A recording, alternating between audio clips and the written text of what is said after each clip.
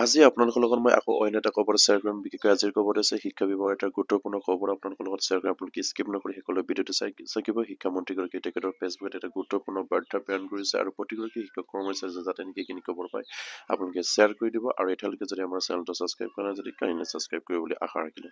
আপোনালোকে নিশ্চয় স্ক্ৰীনত প্ৰত্যক্ষ কৰিছে সদৌ অসম মাধ্যমিক বিদ্যালয়ৰ কাৰ্যালয়ৰ সহায়কাৰ খণ্ডৰ প্ৰতিনিধিসকলৰ সৈতে জনতা ভৱনৰ এখন বৈঠকত মিলিত হওঁ আৰু তেখেতসকলৰ উত্থাপন কৰা কেইবাটাও বিষয়ত আলোচনা কৰোঁ বুলি শিক্ষামন্ত্ৰীগৰাকীয়ে তেখেতৰ ফেচবুক পেজত এটা গুৰুত্বপূৰ্ণ বাৰ্তা প্ৰেৰণ কৰিছে।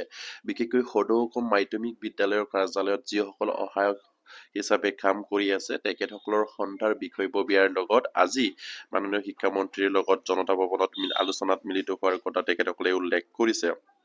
আৰু আমাৰ সেই সন্ধাটোৱে তেখেতসকলে গুৰুত্বপূৰ্ণ কেইবাটাও পইণ্ট ইয়াত উল্লেখ কৰিছে বা উত্থাপন কৰিছিলে আমাৰ শিক্ষামন্ত্ৰীৰ আগত। তেখেতসকলে বিদ্যালয় কাৰ্যালয়ৰ সহায়গৰাকীক পূৰ্বৰ দৰে মাহিলী বিশেষ বাৰ্তা প্ৰদানৰ ব্যৱস্থা কৰিব লাগে।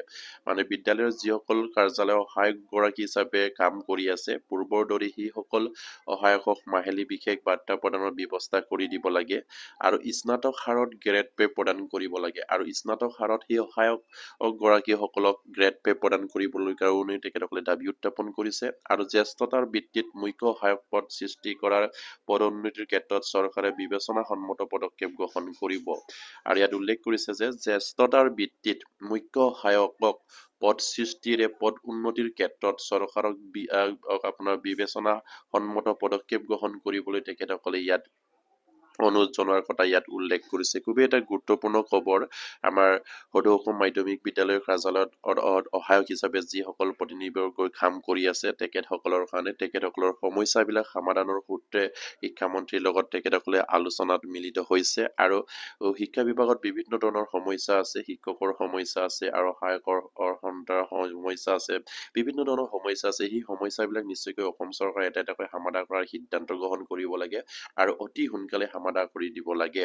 কাৰণ কেৱল তেখেতসকলৰ লগত আলোচনাত মিলিত হৈ সেই সমাধান কৰাৰ পণ্যটো যদি বন্দী কৰি ৰাখে তেতিয়াহ'লে কেতিয়াও কামখিনি আগ নাবাঢ়ে। সেইকাৰণে যিখিনি এই আলোচনাত মিলিত হৈ সেই আলোচনাত মিলিত হোৱাৰ পাছৰ পৰাই সেইবিলাক সমস্যা সমাধানৰ চেষ্টা অব্যাহত ৰাখিব লাগে আৰু তীব্ৰভাৱে সেইখিনি সমস্যা সমাধান কৰি দিব লাগে বুলি মই ভাবো। আৰু প্ৰতিগৰাকী আমাৰ যিসকল সদৌ অসম মাধ্যমিক বিদ্যালয়ৰ কাৰ্যালয় সহায়ক খণ্ডৰ প্ৰতিনিধিবৰ্গ আছে তেখেতসকলৰ হৈ আপোনালোকে নিশ্চয়কৈ কমেণ্ট বক্সত কমেণ্ট কৰি জনাব আপোনালোকৰ সমস্যাখিনি আমাৰ ভিডিঅ'ৰ কমেণ্ট বক্সত কমেণ্ট কৰি জনাব আৰু সেই ধৰণৰ ভিডিঅ' পাই থাকিবৰ কাৰণে আমাৰ চেনেলটো ছাবস্ক্ৰাইব কৰি থৈ দিব বুলি আশা ৰাখিলো। আৰু প্ৰতিগৰাকী আমাৰ সদৌ অসম মাধ্যমিক বিদ্যালয়ৰ কাৰ্যালয়ত সহায়ক হিচাপে কৰ্মৰত আমাৰ যিসকল কৰ্মচাৰী আছে তেখেতসকলে সেইখিনি খবৰ পাই আপোনালোকে শ্বেয়াৰ কৰি দিব। আৰু আজিৰ ভিডিঅ'টো ইমানতে শেষ কৰিলো। নমস্কাৰ, জয় আই অসম।